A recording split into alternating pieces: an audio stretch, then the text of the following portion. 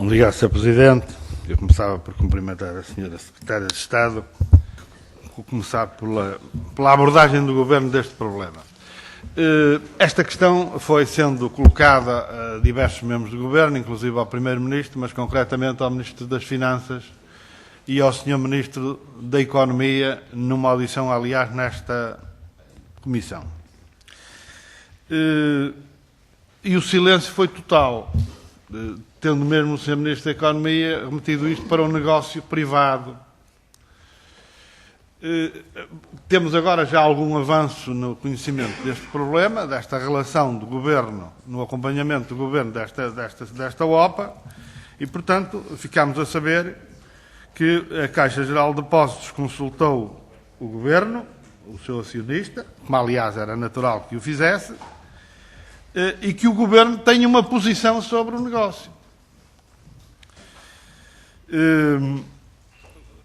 A primeira questão, uma questão que aliás já foi colocada e que a Sra. Secretária de Estado não respondeu, mas gostaríamos de perceber melhor e saber com rigor, é se houve de facto ou não um contacto, uma reunião do Governo, de algum membro do Governo, de representantes do Governo com a Camargo Correia.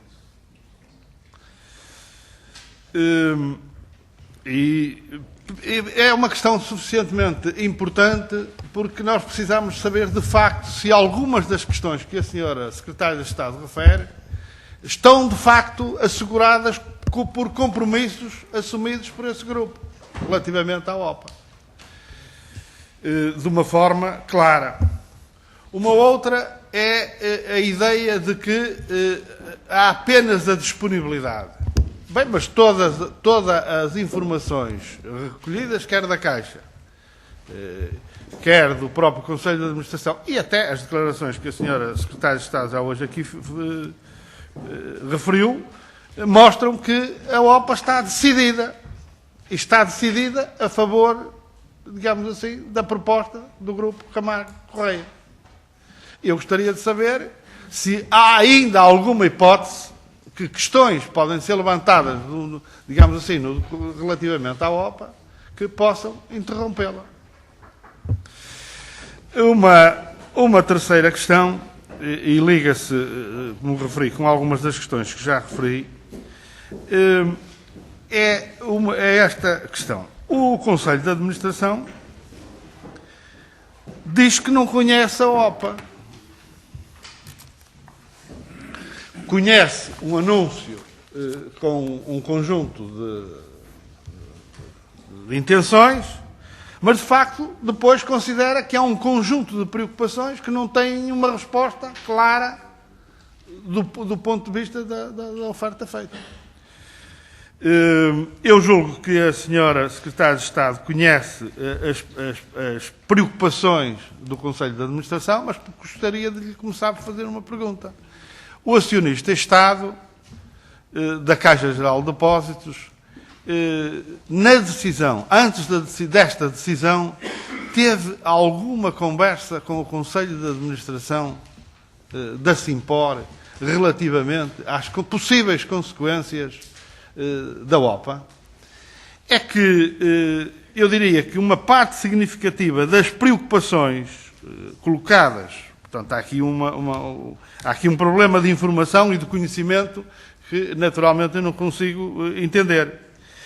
É que há aqui um conjunto de preocupações muito significativas e parece-me importantes do Conselho de Administração da Simpor, que aqui o Governo deveria responder e julgo que deveria tranquilizar o Conselho de Administração da Simpor. E, portanto, para mim, há aqui uma interrogação: como é que é possível que o Governo decida favoravelmente, digamos assim, pela OPA e dê instruções nesse sentido à Caixa Geral de Depósitos, sem que estas questões estejam suficientemente claras, a começar por quem dirige neste momento a Simpor.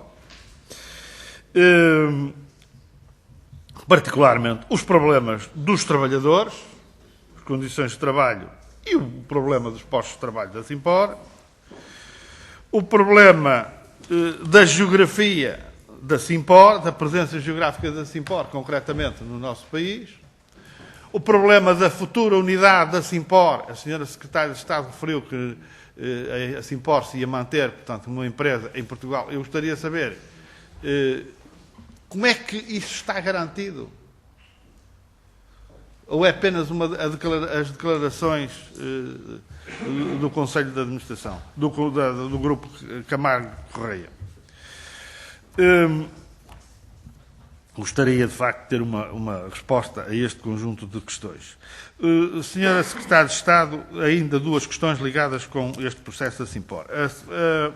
Surgiram informações públicas de que, de certa forma, corroboradas por aquilo que a senhora Secretária de Estado aqui já referiu, de que esta OPA se traduziria numa entrada no nosso país de cerca de 4 mil milhões de euros.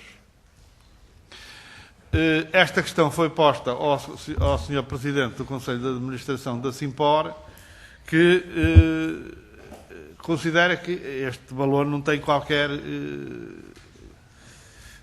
digamos assim, possibilidade. E avança com um valor significativamente mais baixo naquilo que aqui nos disse.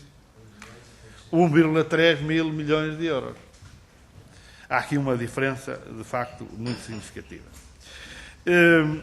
Gostaria de saber ainda se o que é que o Governo sabe sobre o desenvolvimento perante a OPA do acordo parasocial entre a Caixa Geral de Depósitos e o Grupo Votorantim, sobre o problema ou desfecho sobre o qual fiquei confuso com as respostas que me foram dadas pela Caixa Geral de Depósitos e pelo Conselho de Administração da Simpor. Senhora Secretária de Estado, não gostaria de lhe deixar de pôr ainda uma última questão, aproveitando a sua vinda. Foi uma questão que ainda foi colocada à Caixa Geral de Depósitos, mas sobre a qual não houve clarificação. É o problema do financiamento pela Caixa Geral de Depósitos à OPA do Grupo Melo sobre a Brisa. Isto foi tornado público. O senhor Governador do Banco de Portugal, a Caixa Geral de Depósitos, disse-nos que não se tratava de facto de um financiamento, mas de um reforço dos créditos da própria Caixa Geral de Depósitos. Mas o que é certo é que o senhor Governador do Banco de Portugal, numa audição há exatamente vai fazer 2 semanas aqui nesta casa, nem sequer 15 dias ainda fez, referiu-se expressamente ao financiamento, à existência de uma OPA e ao financiamento pela Caixa dessa OPA. Eu gostaria que a senhora Secretária de Estado nos pudesse esclarecer sobre esta matéria, como é que, num quadro de tão grandes dificuldades de acesso ao crédito que o Governo conhece, que todos conhecemos, e mais ainda conhecem a generalidade do tecido económico português, como é que a Caixa Geral de Depósitos arranja dinheiro para financiar estes negócios e enquanto o crédito à empresa está no estado. Vamos terminar.